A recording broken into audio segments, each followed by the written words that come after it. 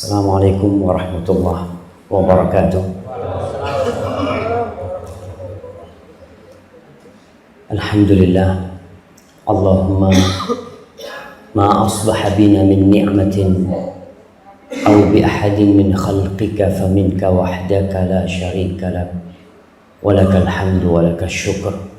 Ya Allah, tidak ada satu nikmat pun yang ada pada diri kami pada pagi hari ini, atau nikmat itu ada pada salah satu dari ciptaan dan hamba-Mu, melainkan itu murni pemberian-Mu, ya Allah. Maka bagimu segala puji, bagimu segala syukur, karena memang Engkau yang pantas untuk dipuji dan disyukuri. Allahumma salli wa sallim wazid wa barik wa an'im ala habibikal mustafa wa nabiyyikal mujtaba nabiyyina wa sayyidina Muhammad. Ya Allah, semoga salawat-Mu, semoga salam, nikmat dan berkah-Mu senantiasa Kau curahkan untuk hamba kekasih-Mu, untuk baginda Nabi kita Muhammad sallallahu alaihi wasallam, untuk manusia terindah yang pernah Allah ciptakan di muka bumi ini, untuk manusia termulia yang pernah menginjakkan kakinya di muka bumi ini, untuk Nabi kita Muhammad sallallahu alaihi wasallam, dan untuk keluarga beliau, untuk istri-istri beliau, untuk putra-putri beliau, dan untuk seluruh sahabat Nabi, yang terutama untuk Abu Bakar As-Siddiq, untuk Umar bin Khattab, untuk Uthman bin Affan, dan untuk Ali bin Abi Thalib radhiyallahu ta'ala anhum ajma'in. Amma ba'd. Pada pagi yang indah ini, tepatnya pada tanggal 16 Syawal 1436 Hijriah, kira-kira 1425 tahun setelah wafatnya Rasulullah SAW, kita hadir di masjid ini. Kita duduk di masjid ini untuk menambah keimanan kita, untuk mengkaji tentang agama kita yang memang selayaknya seorang mukmin senantiasa mengkaji agamanya. Cuma saya lihat tanggalan di masjid ini tanggal 1 ya. Mungkin belum ada seperti itu yang tanggalnya Hijriah, belum ada. Sudah ada insya Allah kan. Nah, jadi mudah-mudahan nanti bisa disetel, disetting supaya umat Islam nih lebih dekat lagi dengan Islam. Tapi supaya hati kita lebih dekat sama antum-antum, kalau bisa merapat, bukan maju ke depan, tapi merapat. Belakang tuh ada yang di luar jamaah sedikit, yang di depannya tuh. Jangan bakhil-bakhil lah antum. Cuma maju 2 cm nggak apa-apa cuma. Terkadang sebagian kita itu untuk bergerak males. Dia mengatakan suruh siapa mereka terlambat. Bukan suruh siapa terlambat. Masalahnya memang nggak ada tempatnya. Baik. Ini di sebelah sini masih kosong sebenarnya ini.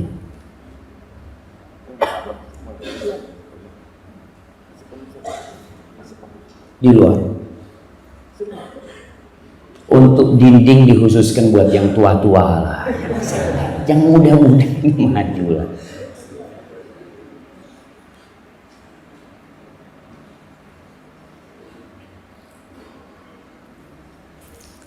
Ma'asyiral ikhwah rahimakumullah. Ada satu yang menarik di masjid ini. Namanya saya bingung. Masjid Sadar gitu. Jadi memang untuk orang-orang yang sadar beragama yang datang ke rumah Allah ini. La ikraha fid din. Qad tabayyana ar-rusydu minal ghayy. Allah Subhanahu wa taala mengatakan tidak ada pemaksaan dalam beragama. Nggak ada. Sudah nampak yang hak. Sudah nampak kebatilan, tinggal terserah. Kita mau kemana? Allah tidak suka dan Allah juga tidak mau hubungan dia sebagai pencipta dengan hambanya atas keterpaksaan. Nggak enak kita datang ke masjid terpaksa, ini nggak enak. Dan Allah nggak mau. Allah subhanahu wa ta'ala memberikan kebebasan kepada hamba-hamba ciptaannya. Allah mengatakan, faman sya'a falyu'min wa man sya'a falyakfur. Ente mau beriman silahkan, monggo. Yang mau kafir monggo. Nggak ada, Allah nggak butuh dengan rukuk kita, Allah nggak butuh dengan sujud kita. Tapi Allah menginginkan seorang hamba ini, tatkala dia mengabdi kepada penciptanya, didasarkan cinta, didasarkan kasih sayang. Karena itulah yang akan membuat kita datang ke rumah Allah dengan hati yang lapang. Kita siap meninggalkan tempat tidur kita dikala orang-orang sedang berselimut, dikala orang-orang sedang menikmati mimpi indahnya. Tapi seorang mukmin tatkala dikumandangkan hayya 'alas shalah, dia siap meninggalkan itu. Karena apa? Karena cinta. Dan Allah Jalla Jalaluhu Maha Pecinta. Allah Subhanahu wa ta'ala berfirman, wastaghfiru rabbakum thumma tubu ilaih inna rabbi rahimun wadud. Dan mohonlah ampun kalian kepada Rabb kalian, kemudian bertobatlah kalian kepadanya, sesungguhnya Rabbku adalah Rahim, dia adalah Maha Pengasih, Wadud, Maha Pencinta. Subhanallah. Jadi kalau kita melihat seorang yang bekerja karena senang, kita ini kalau lihat ada seorang pegawai kerja di sebuah perusahaan, ditanya, Mas, kenapa dari pagi sampai sore sampai terus bekerja? Nggak merasa lelah? Apa kata dia? Subhanallah, saya kalau di rumah nggak enak. Kenapa? Karena saya sudah cinta sama pekerjaan saya. Saya senang sama bos saya itu. Baik banget dia. Tapi kalau kita tidak mau beribadah karena cinta, dan kita tidak mau cinta sama Allah Subhanahu wa ta'ala, Allah akan hilangkan kita.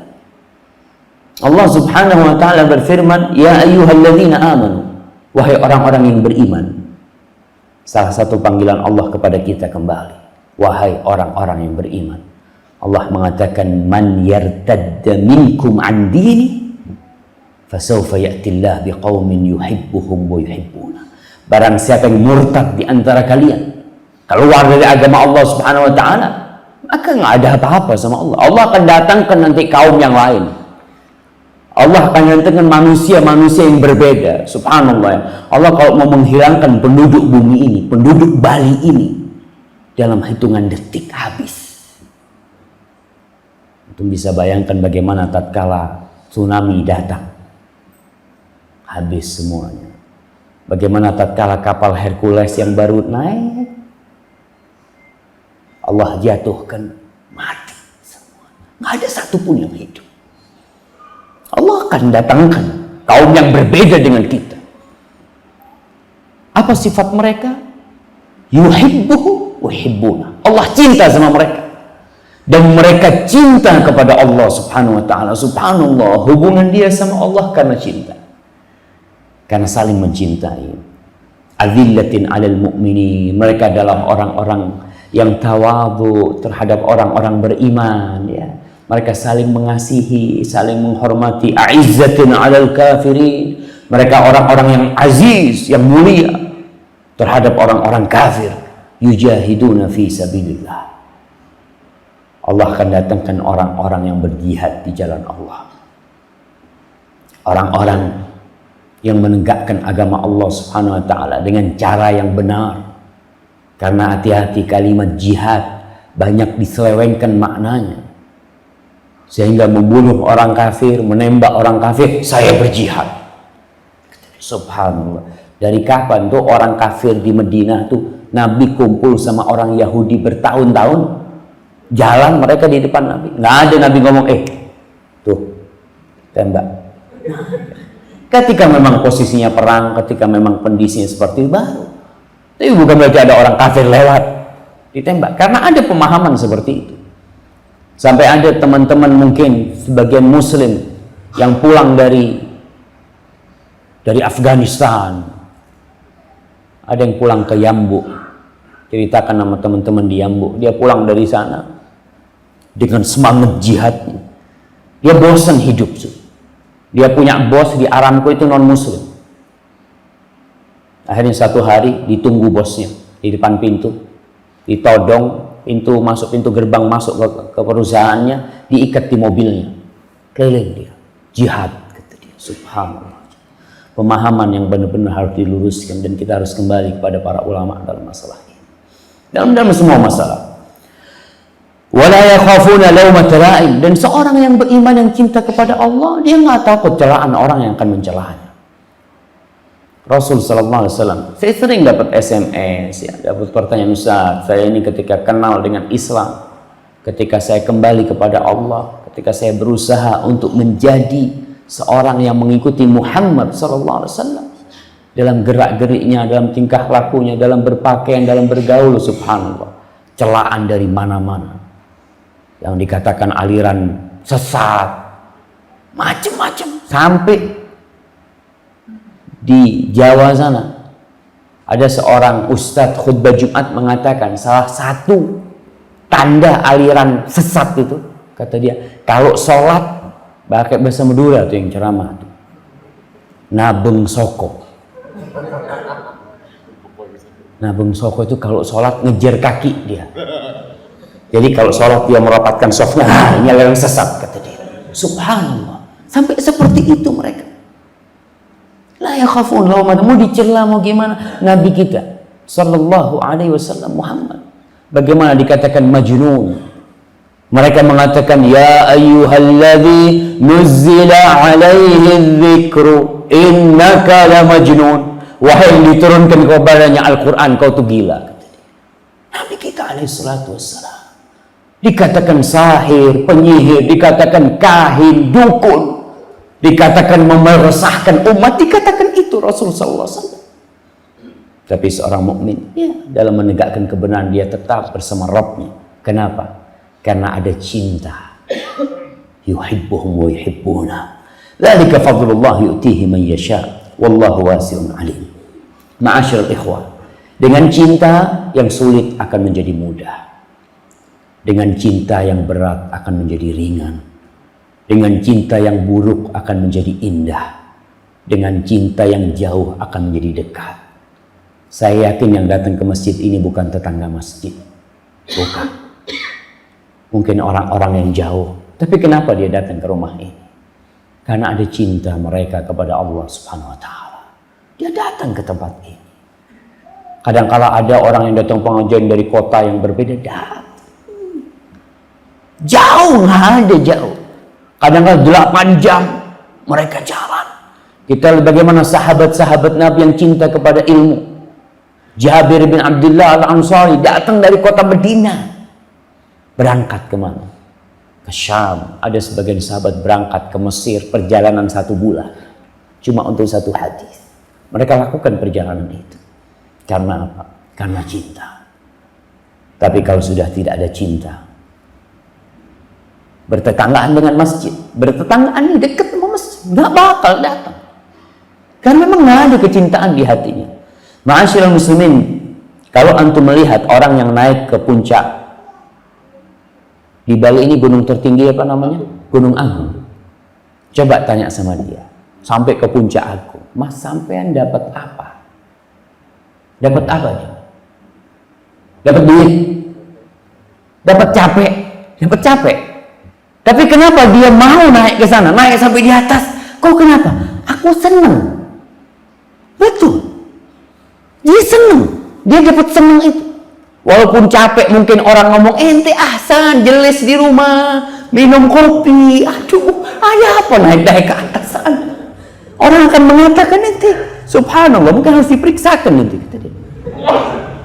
Kenapa? Karena dia punya cinta menyebabkan dia siap naik ke sana. Betul.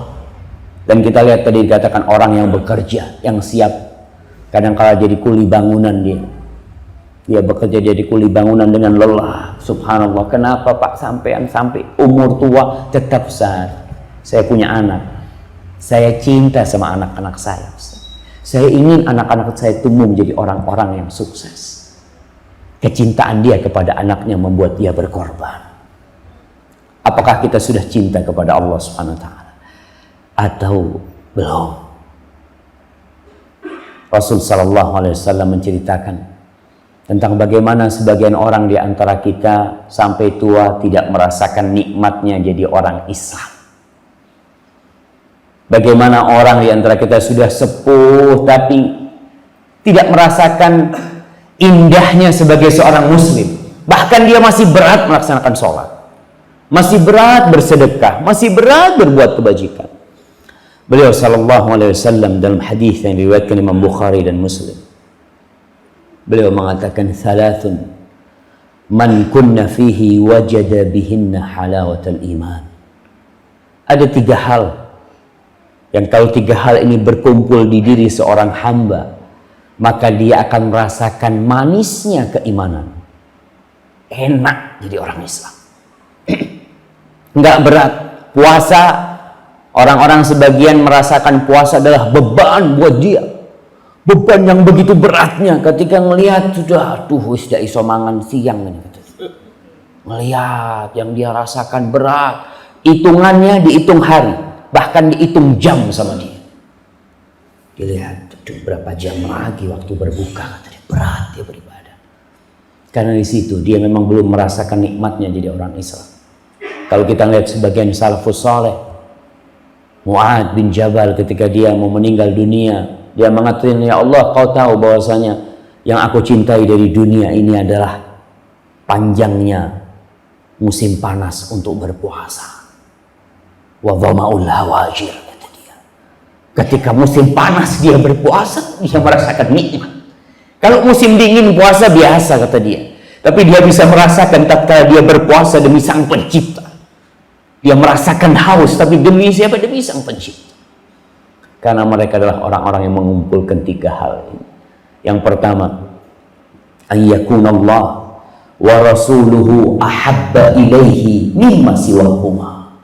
Dia menjadikan Allah dan Rasulnya lebih dia cintai dari selain keduanya. Dia mencintai Allah lebih dari segala-galanya. Dia mencintai Allah lebih dari rumahnya, lebih dari negerinya, lebih dari kerabatnya, lebih dari anak istrinya.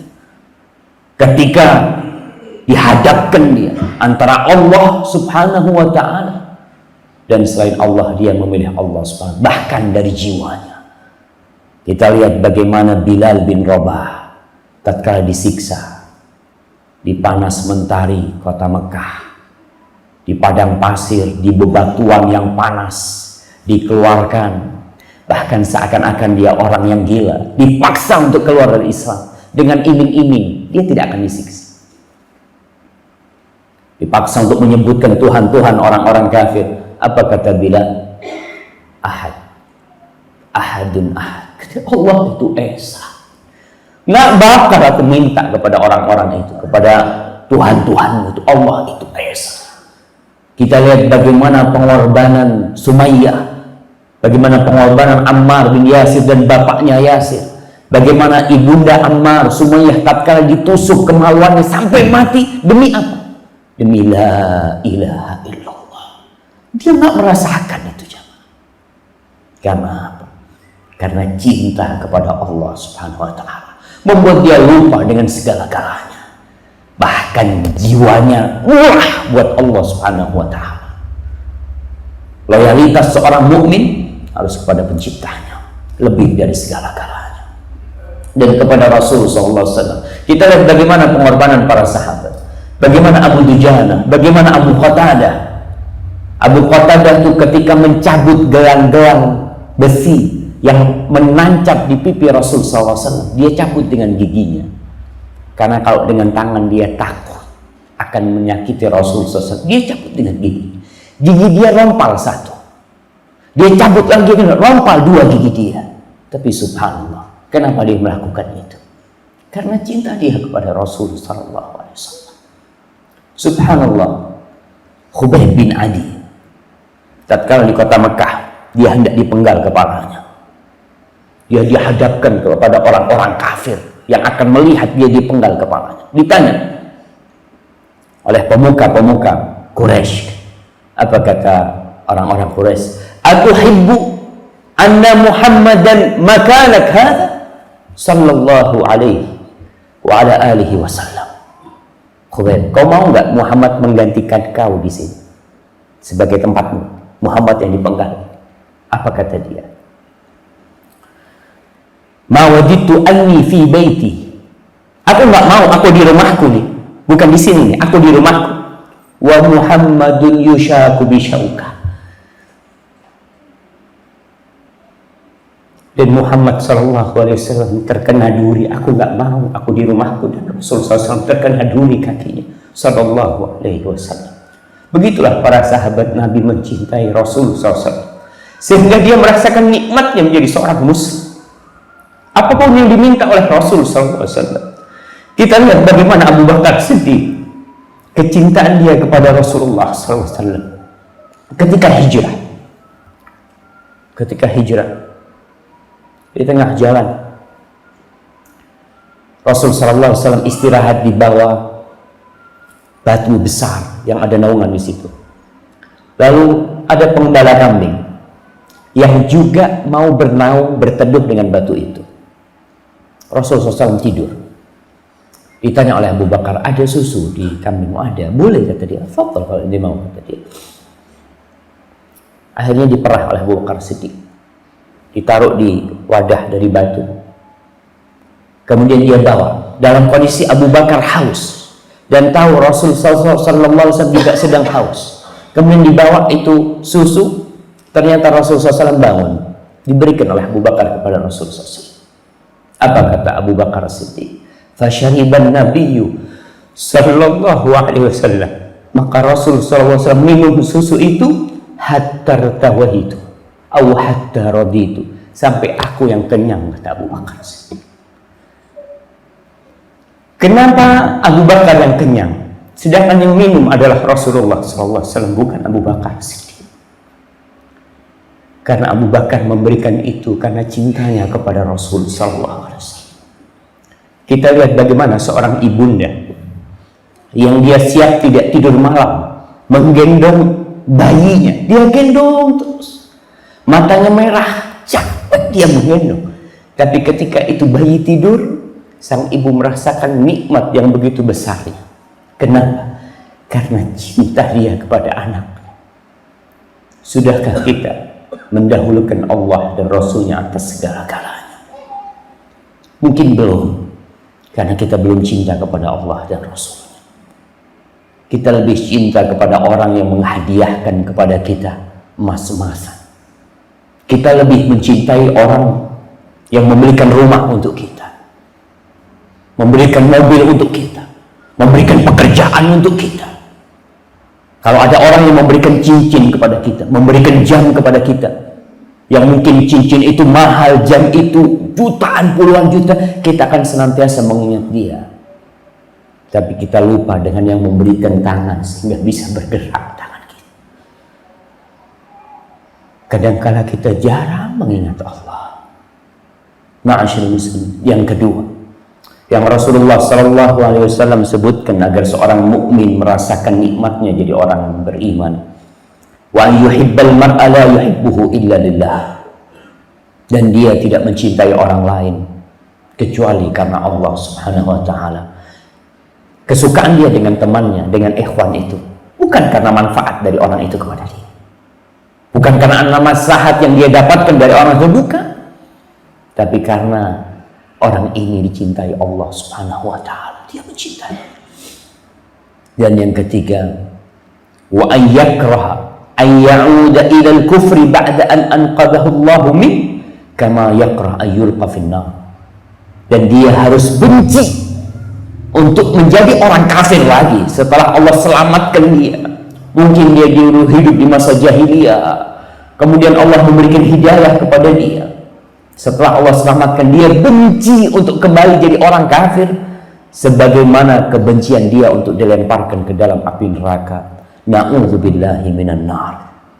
Ma'asyiral muslimin rahimakumullah. 3 hal yang kalau kita berusaha untuk mendapatkannya, Kita lihat nih, 3 hal ini berkaitan dengan hati semua. Cinta kepada Allah dan Rasulnya, mencintai orang lain karena Allah, dan benci untuk kembali menjadi orang kafir, dan tempatnya itu semua di hati kita. Ma'asyiral muslimin rahimakumullah, Allah subhanahu wa ta'ala berfirman, mempertanyakan kepada kita kebenaran cinta kita.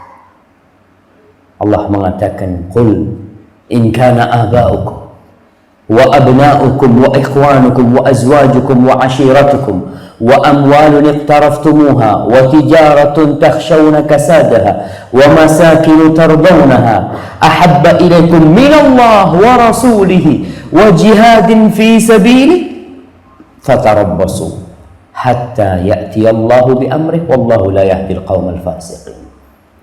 Katakan Muhammad kepada orang-orang itu, dan hari ini saya sampaikan kepada orang-orang yang beriman juga. Andai kata orang tua kalian, saudara-saudara kalian, istri-istri kalian, pasangan-pasangan kalian, suku kalian, harta yang kalian kumpulkan, perdagangan yang kalian takut akan rugi, rumah yang kalian bangun, itu lebih kalian cintai daripada Allah dan Rasulnya, dan daripada jihad di jalan Allah, maka tunggu, kalian tunggu sanksi dari Allah subhanahu wa ta'ala. Allah tidak akan memberikan hidayah kepada orang-orang fasik. Allah subhanahu wa ta'ala akan menguji kebenaran cinta kita. Karena ngomong cinta gampang, hanya 5 huruf yang semua orang bisa mengatakan. Tapi bagaimana Allah menguji Nabi Ibrahim?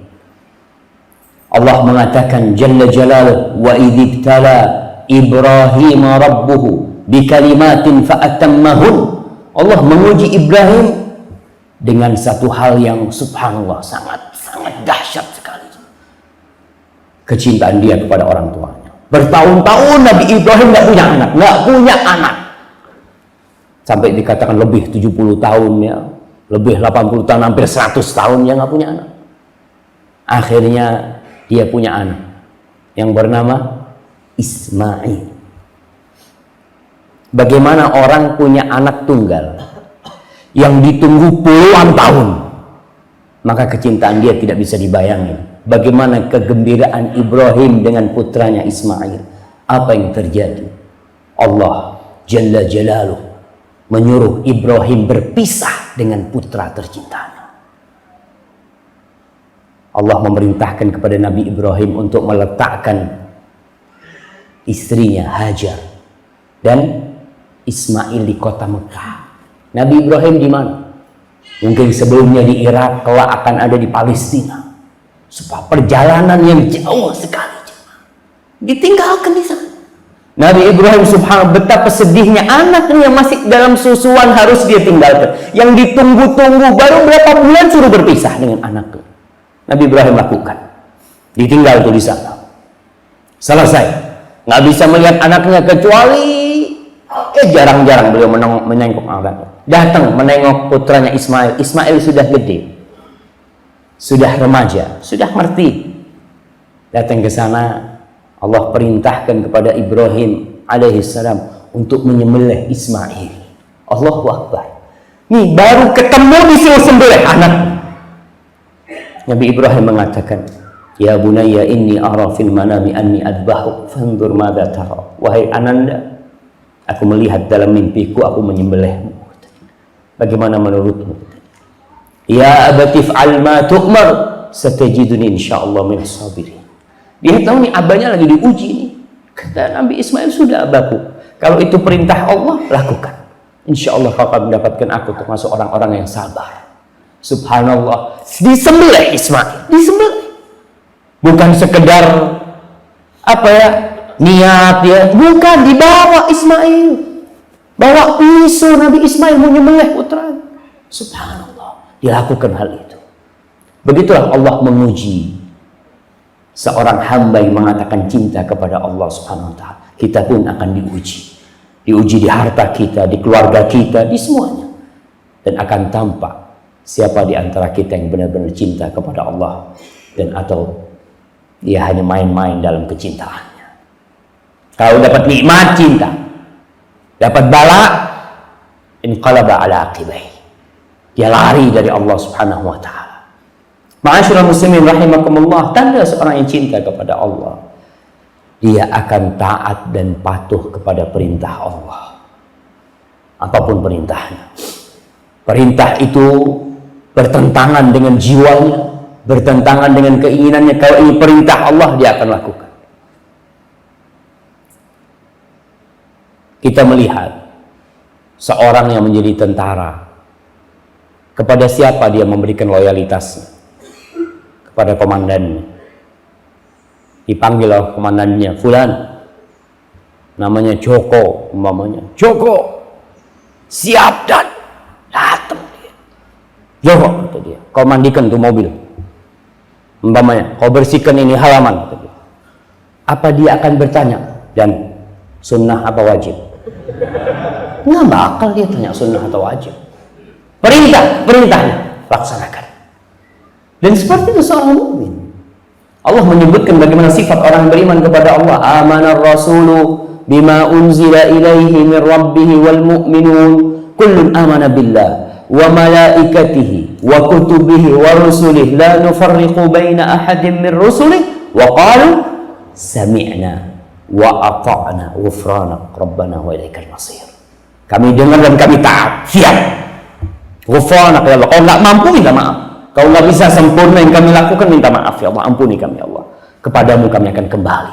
Nanti akan ada perhitungan dengan Allah Subhanahu wa taala dengan segala yang kita lakukan. Sebagian ulama mengatakan sebuah syair ya yang biasa diucapkan, ta'sil ilaha wa anta taz'umu hubbahu. Kau bermaksiat kepada Allah dan engkau mengklaim bahwasanya engkau cinta kepada Allah Subhanahu wa taala.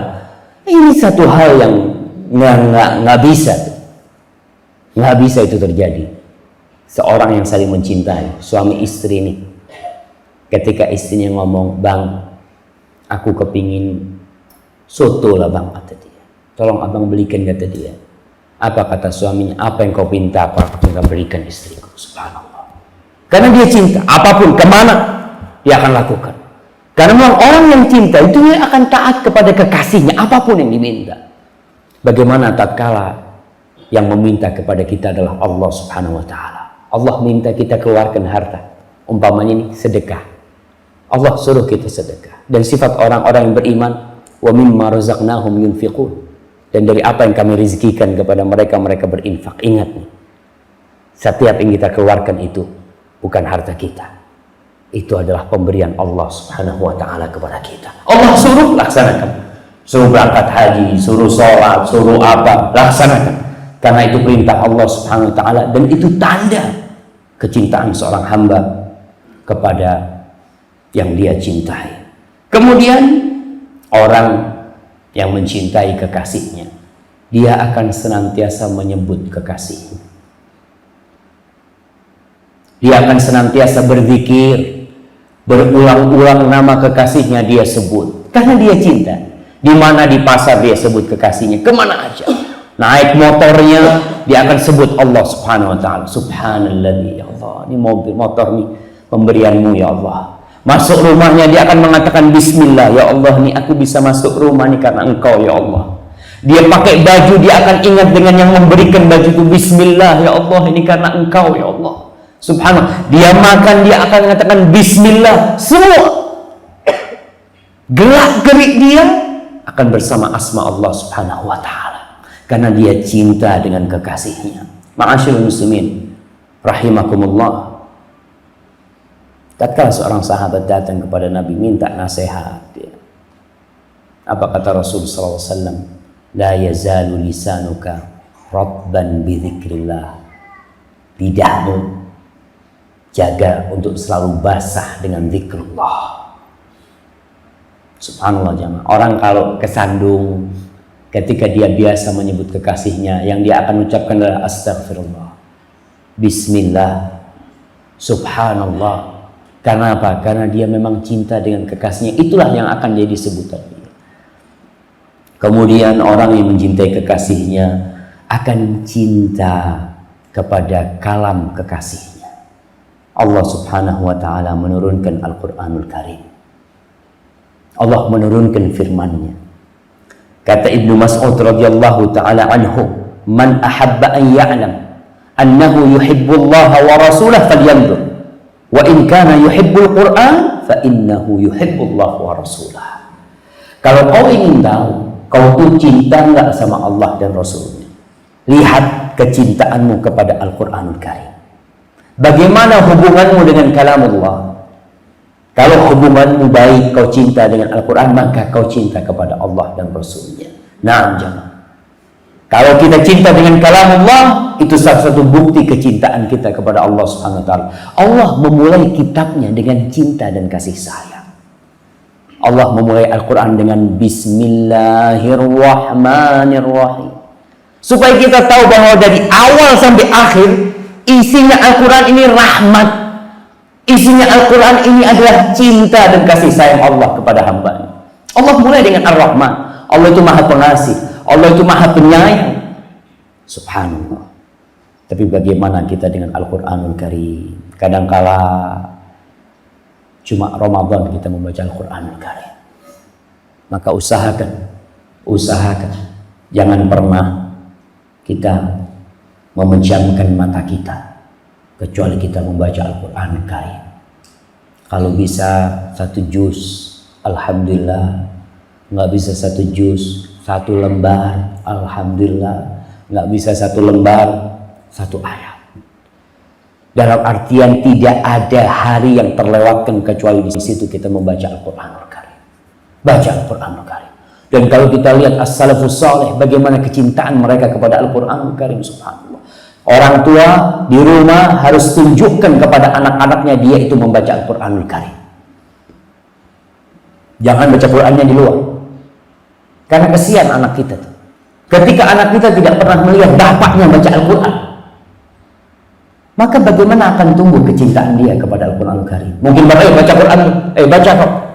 Tapi bapaknya nggak pernah baca Al-Quranul Karim. Baca di rumah, di ruang tamu, sambil minum kopi, sambil apa. Nggak harus kita baca Quran tuh dalam kondisi di atas sejadah ya. Sambil santai pun di depan rumah kita ya, mau sarapan, nunggu sarapan, baca Al-Quranul Karim. Alhamdulillah sekarang dimudahkan. Subhanallah ya. Allah mengatakan walaqad yassarnal Qur'ana lidzikr fahal min muddakir. Sesungguhnya kami sudah memudahkan Al-Quran itu untuk diingat. Adakah di antara kalian yang mau mengingatnya? Usahakan tiap tahun hafalan Quran kita tambah. Masa umur 55 tahun hafalan Qurannya tetap qul huwallahu ahad, qul a'udzu bil falaq, qul a'udzu bin nas. Tapi kalau fulus gaji selalu ingin tambah. Padahal derajat kita nanti di surga sesuai dengan banyaknya hafalan Al-Quran kita. Akan dikatakan kepada sahibul Quran, iqra warattil warqa kama kunta turattil fid dunya fa inna manzilataka 'inda akhiri ayatin taqra'uha atau kama qala Rasulullah SAW. Akan dikatakan kepada orang yang membaca, yang hafal Quran ini, baca, tartilkanlah dan naiklah derajatnya. Tuh, akan naik derajatnya dengan banyaknya hafalan Quran. Derajatmu akan berhenti di akhir ayat yang kau baca. Tapi kalau umpamanya cuma 3 surat, ya sudah. Cuma sampai berapa derajat ya. Alhamdulillah, apalagi orang-orang yang sudah tua. Jangan dikatakan Ustaz, orang sudah tua susah hafalannya. Susah dia menghafal. Subhanallah, Quran beda. Allah mengatakan walaqad yassarna. Kami sudah memudahkan. Di Madinah ada orang baru mulai menghafal Al-Quran umur 60 tahun. Umur 63 hafal Al-Quranul Karim. Subhanallah. Kenapa niat? Allah mudahkan. Tinggal mau tidak kita membaca Al-Quranul Karim. Ma'asyiral muslimin rahimakumullah. Kata Utsman bin Affan radhiyallahu taala anhu, "Lau tahurat qulubukum ma syabi'tum min kalami rabbikum, atau ma syabi'at min kalami rabbikum." Kalau hati kalian bersih, suci, kalian tidak akan pernah puas membaca Al-Quranul Karim. Subhanallah. Rahmat, nur, huda, tidak petunjuk dari Allah, kita baca terus. Jangan koran yang dibaca. Kadang-kala kita nih, awal yang kita baca adalah WA, BBM, Facebook, SMS. Awal hari yang kita baca itu. Lupa kalau yang seharusnya menjadi awal bacaan kita adalah kalam Allah tabaraka ta'ala. Kemudian orang yang cinta kepada Allah akan rindu untuk datang ke rumah Allah Subhanahu wa taala. Rindu nih.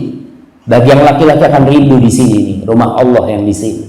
Juga ada rumah Allah yang ada di Mekah di sana. Dia akan menabung, dia punya duit 100.000 dia taruh terus. Kenapa kau kumpulkan duit itu? Untuk bangun rumah, untuk beli mobil? Enggak. Aku kangen sama Mekah. Aku kepingin bisa tawaf di rumah Allah Subhanahu wa ta'ala. Karena cinta yang membuat dia menabung terus, dia akan rindu untuk datang ke sana. Sudahkah kita rindu untuk datang ke rumah Allah? Atau kita malah merindukan yang lainnya? Kita merindukan untuk datang ke Singapura, datang kemana. Tapi di antara kita kadang-kala ada yang tidak merindukan rumah Allah Subhanahu wa ta'ala. Kemudian orang yang cinta kepada Allah akan ridha dengan takdir Allah Subhanahu wa ta'ala. Karena dia tahu ini terjadi karena Allah. Ya sudah. Kalau itu karena Allah, aku akan ridha. Ketika dia terjadi, umpamanya motor dia hilang di antara ratusan motor yang diparkir nih, umpamanya antum keluar dari masjid, motornya hilang. Antum harus berpikir, kenapa di antara ratusan motor ini punya anak yang hilang? Subhanallah ya Allah. Allah Subhanahu wa ta'ala kata Rasulullah SAW, "Idza ahabballahu 'abdan ibtalah." Allah kalau cinta sama hambanya, Allah akan kasih bala orang itu. Subhanallah ya Allah. Mudah-mudahan ini bala tanda kecintaanmu kepadaku ya Allah. Dia akan kembali kepada Allah Subhanahu wa ta'ala. Apapun yang terjadi, dia akan ridha bahwa itu terjadi karena izin Allah Subhanahu wa ta'ala, dan dia tidak akan mengatakan lau anni fa'altu kadza kana kadza wa kadza. Andai kata enggak ada dalam kamus hidup dia. Ini sudah terjadi. Dia akan mengatakan qadarullah wa ma syaa fa'al. Ya Allah. Maka kita lihat ketika orang kena musibah, dia akan mengatakan ini takdir Allah dan Allah bebas berbuat apa saja. Karena semua milik Allah. Ketika ada musibah, ketika saudara kita meninggal, ketika orang tua kita meninggal, apa yang diucapkan seorang muslim? Inna, bukan innahu, bukan. Dia tidak mengatakan dia milik Allah, bukan. Dia mengatakan inna, kami nih, kita nih semua inna lillah, semuanya milik Allah. Kok dia milik Allah, kita pun milik Allah Subhanahu wa ta'ala. Inna lillah wa inna ilaihi raji'un. Maka orang yang seperti ini, ulaika alaihim salawatu min rabbihim wa rahmah wa ulaika humul muhtadun. Mereka adalah orang-orang yang akan mendapatkan salawat dari Allah. Allah bersalawat kepada dia, kepada orang yang ridha dengan takdir Allah Subhanahu wa ta'ala. Antum masih ingat dengan hadis seorang anak yang dicabut nyawanya, ketika Allah menanyakan kepada malaikat-malaikatnya, qabattum walada abdi, kalian cabut nyawa hamba, anak hambaku? Naam, kata malaikat. Qabattum samrata fuadih, kalian cabut nyawa buah hatinya yang dia cintai, kalian cabut? Naam, iya ya Allah. Lalu Allah bertanya, wa huwa a'lam bima qala, madza qala 'abdi? Apa yang dikatakan hambaku? Allah tahu dengan apa yang dikatakan hamba, tapi Allah ingin menunjukkan kemuliaan hambanya ini. Apa yang dikatakan hambaku? Apa kata malaikat-malaikat Allah? Hamidaka wastarja. Ya Allah, dicabut nyawa ke anaknya, dia memujimu ya Allah. Dia memujimu dan beristirja mengatakan inna lillahi wa inna ilaihi raji'un. Maka Allah mengatakan kepada malaikatnya, ubnu li abdi baitan fil jannah wa sammuhu baital hamd. Bangunkan buat hambaku rumah di surga dan kasih nama rumahnya itu rumah pujian. Diuji sama Allah, dia memuji Allah Subhanahu wa ta'ala. Karena apa? Ya Allah, ini takdirmu ya Allah. Kau menentukan hal ini. Kalau aku kumpulkan semua dokter untuk ngobatin anakku, nggak bakal bisa sembuh. Karena ada orang yang trauma. yang anaknya sebelum meninggal dibawa ke dokter. Kata dokter, insya Allah nggak masalah, silahkan dibawa pulang, nggak perlu ngamar. Sampai rumah anaknya meninggal dunia. Dia menyesal. Dia mengatakan, andai kata aku bawa ke dokter yang lain, andai kata aku opnam masjid, nggak bakalan bisa kembali. Kalau sudah Allah tentukan, datang tuh ajal. Maka ma'asyiral muslimin, tanda kecintaan seorang hamba, apapun yang terjadi, dia akan ridha dengan takdir Allah Subhanahu wa ta'ala. Dia akan berusaha, dia akan menata hatinya, dan dia yakin bahwa yang terjadi ini sudah dituliskan 50.000 tahun sebelum diciptakannya langit dan bumi. Apa yang membuat dia bersedih hati pada hal itu? Dia serahkan semuanya kepada Allah Subhanahu wa ta'ala. Ma'asyiral muslimin rahimakumullah,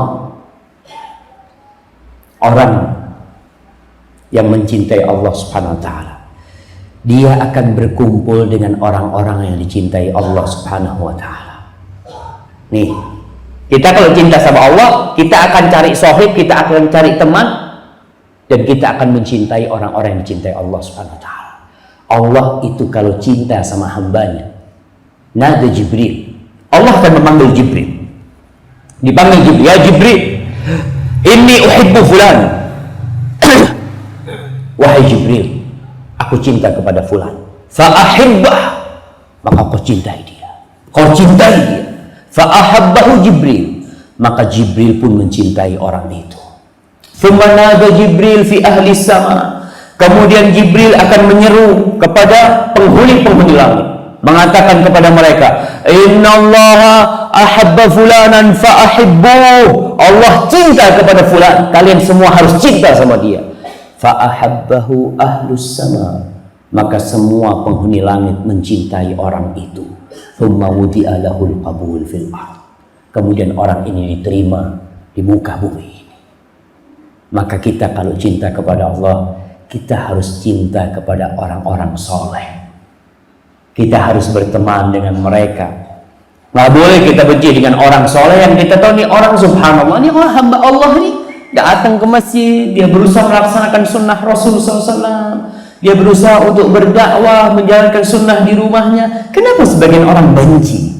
Karena memang dia belum cinta kepada Allah.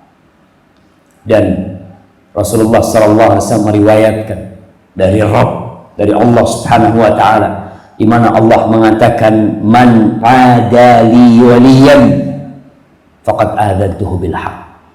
Barang siapa yang membenci kekasihku, maka kata Allah, aku mengumumkan perang dengan dia.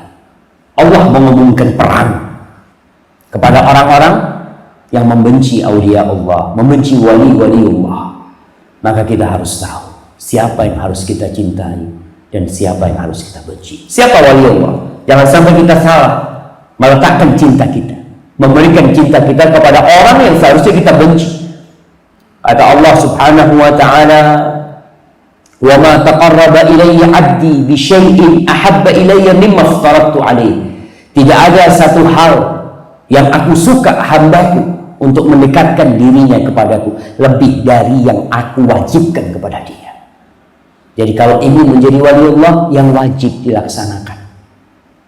Karena ada pendapat di masyarakat kita, waliullah itu yang meninggalkan kewajiban.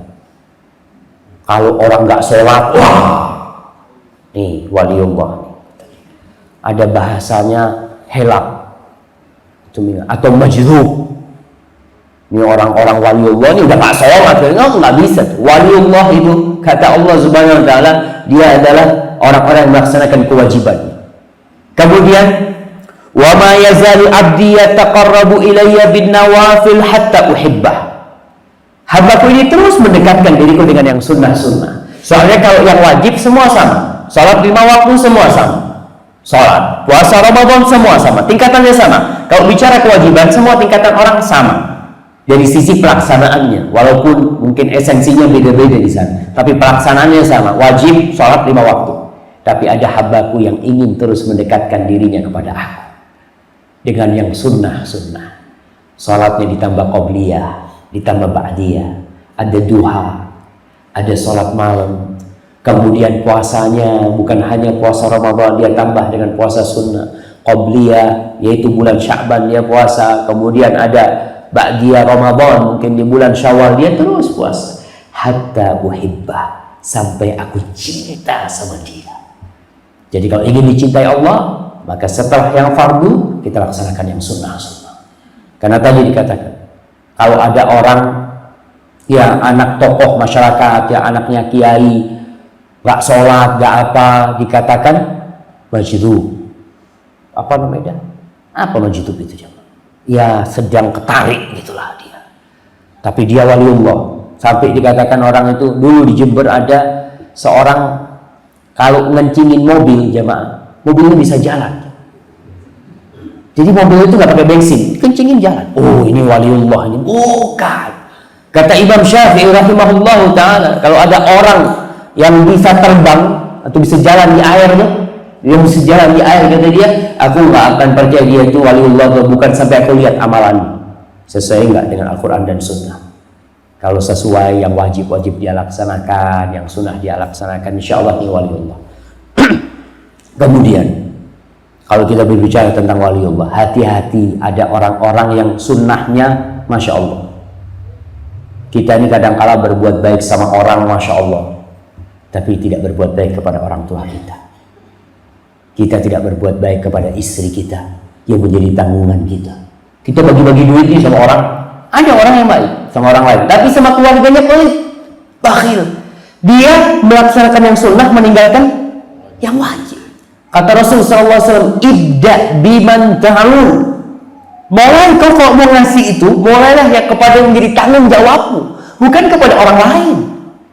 Soalnya memang kalau kita berbuat baik kepada keluarga kita di rumah itu, nggak ada orang tahu ya mak. Siapa yang tahu? Kita sama istri aja. Kalau kita berbuat baik sama anak kita, kita sama anak kita. Kalau kita berbuat baik kepada orang tua kita, yang tahu kita sama orang tua kita. Tapi coba kita berbuat baik sama sohib di banyak orang, semua orang tahu, memang berat. Maka kita sebagai seorang muslim harus tahu tuh yang namanya fikih prioritas, fikul aulawiyat.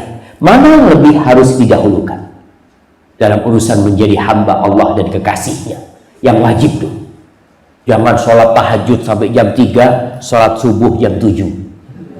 Nah, kadang-kala ya gimana Ustaz, kan ma'dzur, saya tidur gitu. Oh iya memang ma'dzur, tapi jangan sampai meninggalkan yang wajib gara-gara yang sunnah. Hati-hati. Kemudian orang yang cinta kepada Allah, dia akan rindu untuk melihat kekasihnya. Dia akan rindu untuk melihat Allah Subhanahu wa ta'ala. Pernahkah kita merindukan untuk melihat wajah Allah Subhanahu wa ta'ala? Subhanallah jemaah. Allah Subhanahu wa ta'ala berfirman, Allah nih yang bertahun-tahun kita sembah, yang bertahun-tahun kita ruku, kita sujud kepadanya, yang asmanya senantiasa kita sebut, dia ghaib. Kita nggak melihat Allah Subhanahu wa ta'ala, tapi kita lihat tanda-tanda kebesaran Allah, tanda-tanda ketauhidan untuk Allah Subhanahu wa ta'ala kita lihat, tapi kita nggak pernah melihat yang kita ciptakan. Itulah orang-orang yang beriman, yu'minuna bil ghaib. Mereka beriman dengan yang gaib. Tapi orang ini ketika dia membaca Al-Quran Karim, disebutkan sifat-sifat Allah, disebutkan tentang keindahan Allah, dia akan rindu, ya Allah, kapan aku bisa melihat Allah SWT? Apakah kita merindukan untuk berjumpa dengan Allah Subhanahu wa ta'ala? Allah Subhanahu wa ta'ala berfirman, lilladzina ahsanul husna wa ziyadah wa la yarhaqu wujuhahum qatarun wa la dhillah ulaika ashabul jannah hum fiha khalidun. Di surat Yunus ayat 26, Allah mengatakan bagi orang-orang yang berbuat ihsan, yang berbuat amal kebajikan, maka bagi mereka adalah surga, pahala yang baik, wa ziyadah, dan tambahan. Apa tambahan itu? Melihat wajah Allah Subhanahu wa ta'ala. Rasul sallallahu alaihi wasallam mengatakan dalam hadis riwayat Muslim, "Idza dakhala ahlul jannah al-jannah." Apabila penghuni surga sudah masuk surga. Qal yaqulullah tabaraka wa ta'ala. Ini penghuni surga sudah masuk surga semuanya. Yang di neraka sudah masuk neraka semuanya. Allah berkata kepada penghuni surga, "Hal turiduna aw turiduna syai'an azidukum?" Apakah kalian mau tambahan dari aku? Apa kata penghuni surga? Fayaqulun alam tubayyit wujuhana, alam tudkhilna al-jannah. Ya Allah, bukankah engkau sudah mencerahkan wajah kami, memutihkan wajah kami, dan engkau sudah memasukkan kami ke surga.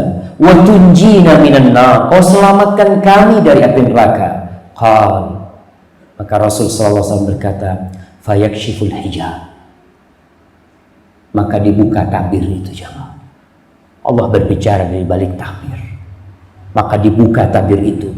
Fama u'tu syai'an ahabba ilaihim minan nadhari ila rabbihim azza wa jalla. Mereka tidak pernah dikasih nikmat yang lebih indah, yang lebih lezat daripada memandang kepada wajah Allah Subhanahu wa taala. Allahumma rzuqna liqa'ak ya rabbal alamin.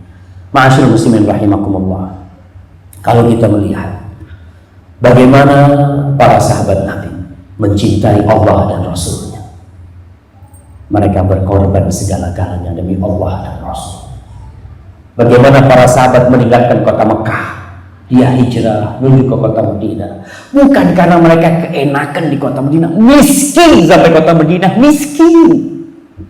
Kita lihat bagaimana sahabat-sahabat Rasul SAW, ashabus suffah, nggak bisa makan ya. Mereka mengatakan, kita ini makan kalau ada yang ngasih. Ashabus suffah tuh, mereka tinggalnya di masjid, kalau ada yang ngasih kurma kita makan. Nggak ada, subhanallah. Kita tuh seneng kalau hari Jumat, kata mereka. Ada seorang wanita tua yang dia itu ya ambil akar beberapa tanaman, dia masak, kuahnya tuh banyak. Seneng tuh sahabat makan di sana. Mereka berkorban segala, dan hartanya mereka tinggalkan, bahkan jiwanya mereka korbankan untuk berjumpa dengan Allah Subhanahu wa taala. Semoga kita benar-benar menjadi seorang mukmin yang berusaha untuk lebih mencintai Allah Jalla Jalaluh. Mungkin itu yang bisa saya sampaikan pada kesempatan kali ini. Apabila itu benar, itu dari Allah Subhanahu wa taala. Kalau ada yang salah dan kurang berkenan, saya mohon maaf yang sebesar-besarnya. Wallahu a'lam bishawab. Kalau mungkin ada pertanyaan, saya persilahkan. Ya bagaimana? Berapa ada yang bertanya?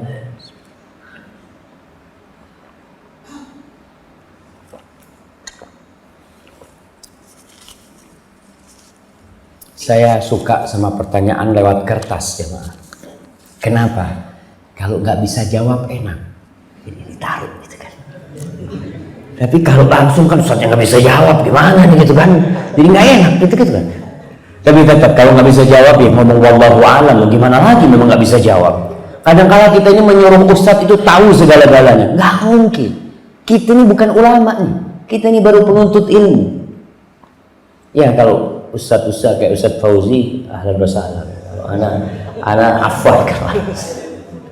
Nah, barakallahu fikum. Bagaimana hukum berbuka dengan rokok? Wah.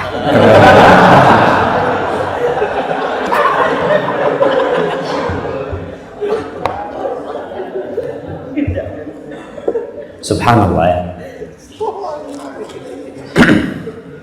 Disinilah dituntut seorang hamba yang beriman itu untuk berusaha mengenal agamanya. Kalau kita lihat selama bulan puasa, di bulan puasa itu ada penyucian jiwa hamba dan penyucian jasmani dia juga. Kalau kita lihat Rasul SAW berbuka dengan apa? Beliau alaihi salatu wassalam mengatakan, idza afthara ahadukum falyuftir ala tamarat. Kalau kalian berbuka, hendaklah berbuka kurma. Ini perintah dari Rasulullah SAW, perintah. Ketika itu perintah, memang kalau kita bicara, Ustaz, hukumnya kan sunnah, Ustaz. Iya, kalau kita bicara itu na'am lah. Tapi nggak perlu tanya itu. Alhamdulillah, kurma banyak dijual sekarang. Ketika kita buka kurma, tamarat. Kalau nggak ada kurma, Nabi berbuka apa? Air. Nggak ada kurma, jangan rokok. Air. Setelah makan kurma dan minum air, kemana Rasulullah SAW? Makan yang lainnya, makan roti, makan apa? Enggak, kemana? Ke masjid. Subhanallah. Kita bisa rasakan, kata seorang muslim ambil kurma, dia gigit tuh kurma. Ya Allah, Nabimu makan kurma juga, ya Allah. Dia rasakan bagaimana dia mengikuti. Aku nggak suka sama kurma sebenarnya. Nggak suka, banyak orang nggak suka sama kurma. Dia lebih suka sama es campur, sama apa mungkin. Tapi ketika dia makan kurma, kenapa dia makan kurma? karena Nabi mau makan kurma, ya Allah, aku juga mau makan kurma walaupun aku nggak suka, tapi lama-lama akan suka. Sahabat Nabi sebagian, kalau nggak salah Ibnu Abbas, Ibnu Umar, dia dapat hadis kalau Nabi itu suka sama korok. Korok itu labu kuning. Jadi Nabi kalau disuguhkan sama sahabatnya korok itu sisa-sisanya itu sampai bersih gitu kan jamaah. Ketika sahabat ini tahu Nabi suka korok, dia benar nggak suka, tapi karena tahu Nabi suka, dia jadi suka. Tadilah ketika kita memulai dengan cinta, semuanya akan kita cintai. Apapun yang disukai oleh kekasih kita, kita akan suka. Jadi kalau berbuka dengan rokok, masa kita berbuka dengan sesuatu yang dibenci oleh Allah Subhanahu wa Ta'ala? Awal kita memulai dari pagi tadi kita nggak berpuasa, terus sampai matahari terbenam. Dan ketika kita berbuka karena Allah nyuruh kita berbuka, ya Allah, kau suruh aku berbuka, aku makan. Maka mulailah dengan kurma, jangan sama rokok, apalagi rokok. Pemerintah kita mengharamkan rokok apa tidak? Mengharamkan rokok. Antum lihat tulisan-tulisan, rokok membunuhmu. Boleh orang bunuh diri di pemerintah kita? Boleh nggak orang bunuh diri? Nggak boleh, haram secara hukum pemerintah ya. Kemudian di tulisan rokok apa? Rokok membunuhmu. Berarti orang bunuh diri?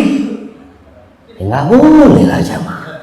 Cuma masih malu-malu gitu kan jamaah. Subhanallah. Tapi ke depan saya melihat insya Allah usaha untuk menghilangkan rokok ini sangat besar sekali, karena orang-orang kafir, kita bicara orang kafir, itu sudah memerangi rokok mati-matian.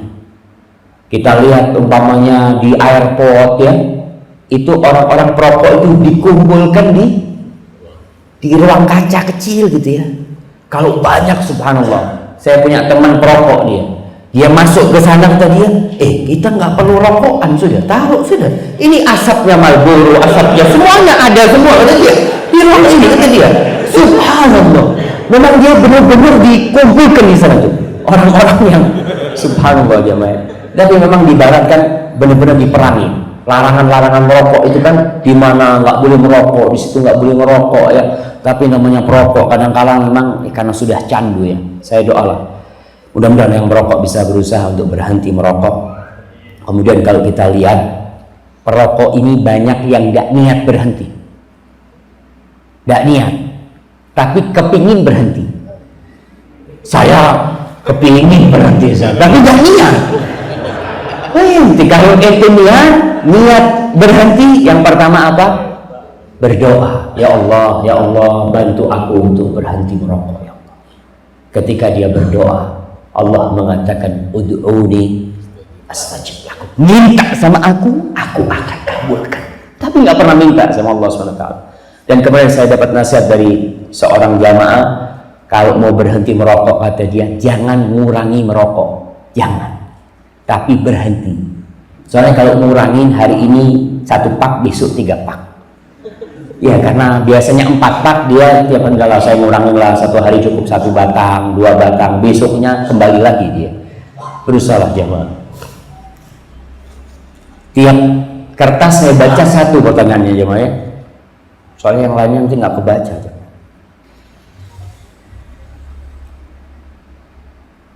Nah, bagaimana tata cara sholat tahajud dan duha yang sesuai sunnah? Apakah ada zikir di antara pemisah rakaat setelah salam?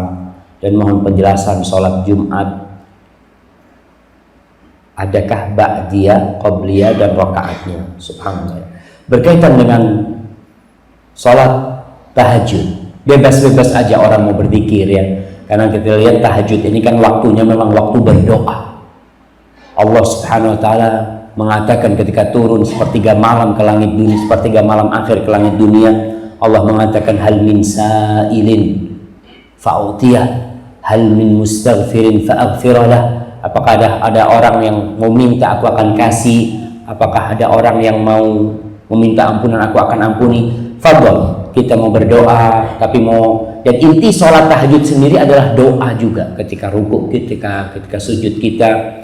Dan Allah Subhanahu wa Ta'ala menyebutkan tentang orang-orang yang menghuni surga kelaknya. Allah mengatakan tentang mereka, wabil ashari hum yastaghfirun, dan di waktu sahur mereka beristighfar. Wallahu a'lam bishawab. Itu yang Anda tahu. Ketika sholat duha kita memang capek mau berzikir, mau disambung ya disambung. Kalau kita melihat memang sholat tahajud Rasul sallallahu alaihi wasallam itu, Aisyah menceritakan beliau sholat 4 rakaat. Jangan ditanya tentang indah dan panjangnya.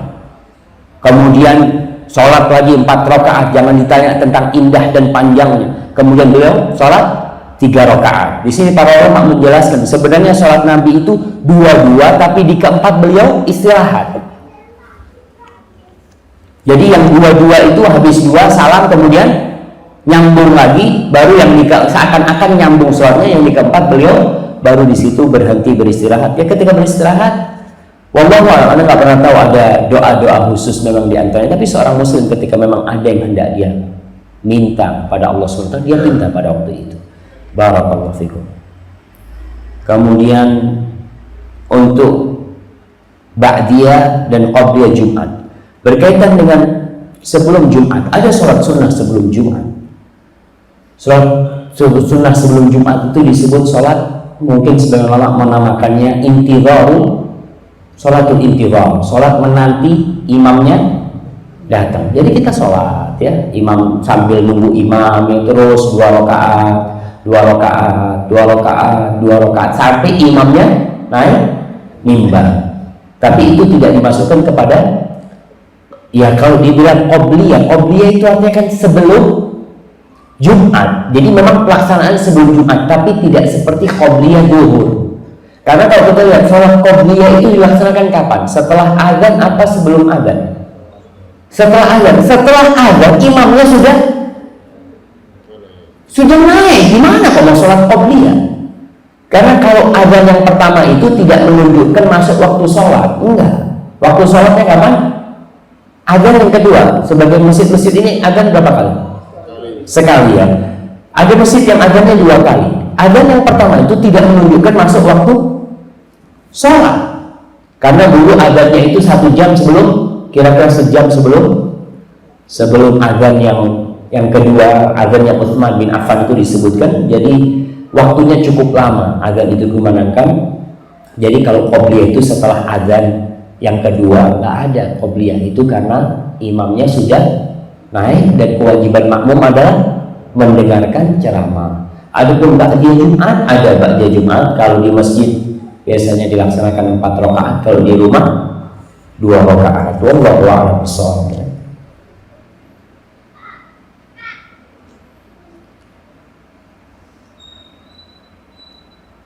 Ustaz, bagaimana menyikapi saudara seiman yang kita cintai? Kita cinta kepadanya karena Allah, namun sebaliknya dia malah menghujat, menyingkirkan kita karena beda memahami ilmu agama. Doakan. Allah Subhanahu wa taala mengatakan idfa' billati hiya ahsan. Idfa' billati hiya ahsan. Balaslah dengan yang lebih baik. Jadi kalau membalas orang yang mungkin menghujat kita, mencela kita, ada orang-orang mungkin yang nggak mau salam sama kita, ya sudah, kita nih mengucapkan salam karena Allah Subhanahu wa taala. Kita berbuat baik kepada dia karena Allah Subhanahu wa taala. Tadi karena kita cinta kepada Allah. Perkara dia menghujat kita, nggak ada urusan kita. Karena aku cinta sama kau karena Allah Subhanahu wa taala. Dan orang yang seperti ini perlu dikasihani. Maka dikatakan oleh Syekhul Islam, Ahlus Sunnah itu arhamul khalqi bil khalq. Ahlus Sunnah adalah orang-orang yang paling penyayang kepada orang lain, paling penyayang kepada ciptaan Allah yang lainnya. Kita sayang sama dia karena dia nggak ngerti, dan jangan lupa mendoakan dia. Sebut nama dia dalam doa-doa kita. Ya Allah fulan, ya Allah fulan, bukakan pintu hatinya. Kesian ya Allah. Dia juga mungkin punya niat baik tapi salah jalan. Ya kita doakan dia. Mudah-mudahan Allah memberikan hidayah kepada dia. Jadi kalau orang berbuat buruk kepada kita, balaslah dengan yang lebih baik kepada dia. Insya Allah Allah akan membuka hatinya. Pertanyaan, tanggal 1 Syawal sering disebut juga dengan Idul Fitr. Betul, memang Idul Fitr. Mohon penjelasan dari Ustaz, apa sesungguhnya makna dari Idul Fitr? Ya, kalau Idul Fitr secara bahasa, Id itu sesuatu yang berulang-ulang. Id karena dia kembali lagi ya, maka disebut Id. Rasul SAW mengatakan la taj'alu qabri idan, jangan jadikan kuburanku ini jadi id yang terus kalian akhirnya menjadikan itu tempat yang seperti lebaran terus ke sana orang itu. Rasulullah SAW melarang hal itu. Kalau Idul Fitr, fitr itu artinya Rasulullah SAW mengatakan al-fitru yauma yuftirun nas. Al-fitr yang disebut fitr itu adalah hari ketika orang-orang berbuka. Jadi kalau dikatakan Idul Fitr adalah kembali berbuka, bukan kembali kepada fitrah. Ya wallahu alam ya, saya sampai saat ini kok belum nemu gitu ya penjelasan para ulama. Ya mudah-mudahan nanti kalau ada yang mendapatkan bisa menjelaskan kepada saya. Cuma kadang-kala gitu orang mengatakan, Ustaz, kalau Idul Fitri itu artinya kembali berbuka, apa keistimewaannya? Tapi kalau kembali fitri kan keren itu, Ustaz, kembali kepada kesucian gitu kan.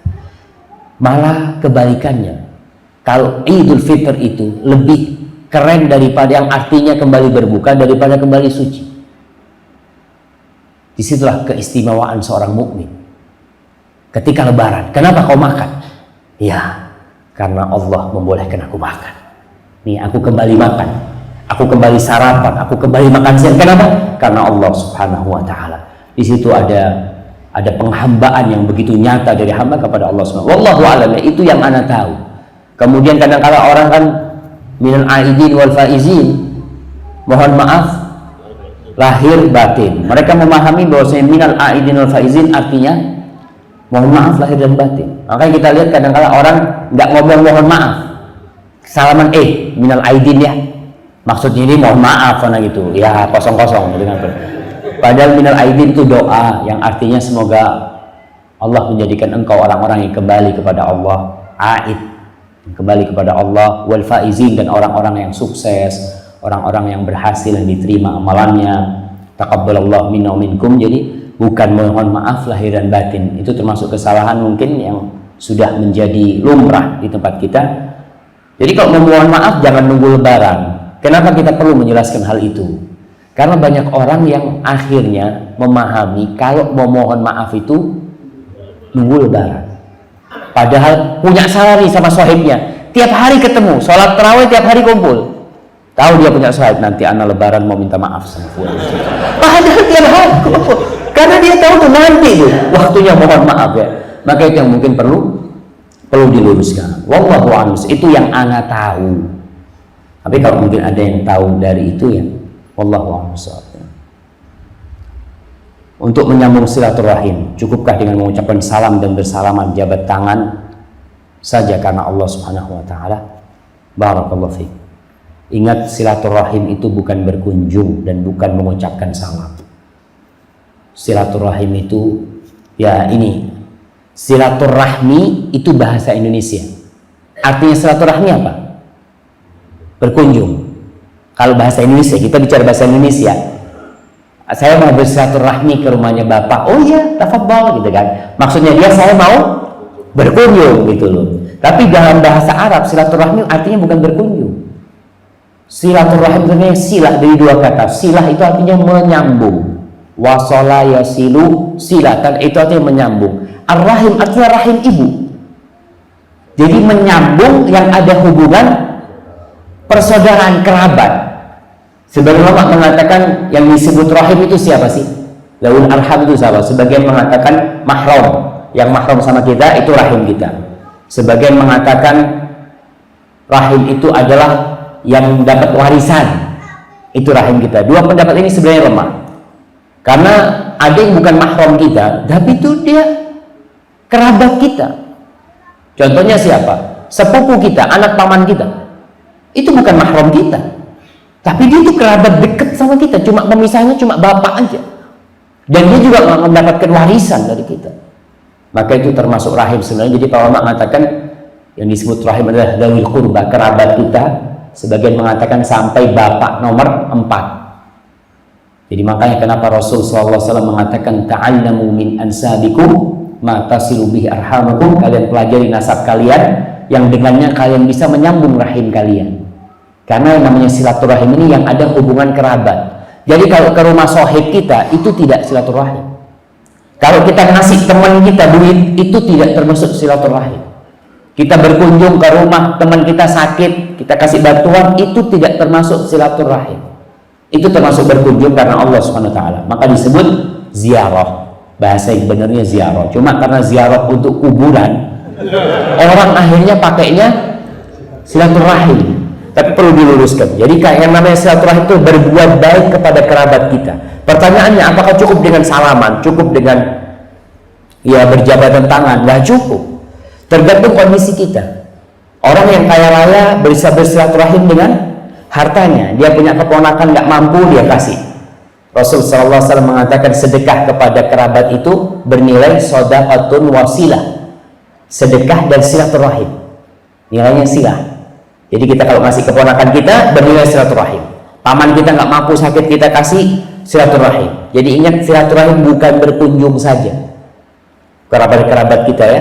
Tapi kita kalau memang yang jauh beda, mungkin dia nggak bisa datang, bayi pun dia telepon, dia salam, gimana keponakan, kabarnya, gimana paman, mungkin anaknya baru lulus sekolah, kita ucapkan selamat, mungkin dia menikahkan anaknya, kita kirim paket hadiah, kita nggak bisa datang, itu masuk silaturahim, bukan berkunjung makna silaturahim. Mungkin itu yang perlu diluruskan. Wallahu a'lam bishawab ya. Masya Allah. Mohon penjelasan, wajibkah makmum membaca Al-Fatihah pada saat sholat jahriyah, subuh, maghrib, isya? Ini bisa 1 jam kita menjelaskan. Ada khilaf di antara para ulama dalam masalah itu. Yang mau baca, monggo. Yang nggak mau baca karena berpendapat bacaan imam cukup buat bacaan dia, ya monggo. Bismillah. Kalau saya ditanya, panjang bicara. Hadza wallahu a'lam bishawab. Insyaallah kita lanjutkan lagi pada kajian yang akan datang. Sekali lagi, mungkin masalah ini bisa jelaskan sama Ustaz Fauzi nanti di kajian-kajian yang akan diadakan. Subhana rabbika rabbil izzati amma yasifun wa salamun alal mursalin walhamdulillahi rabbil alamin. Assalamualaikum warahmatullahi wabarakatuh.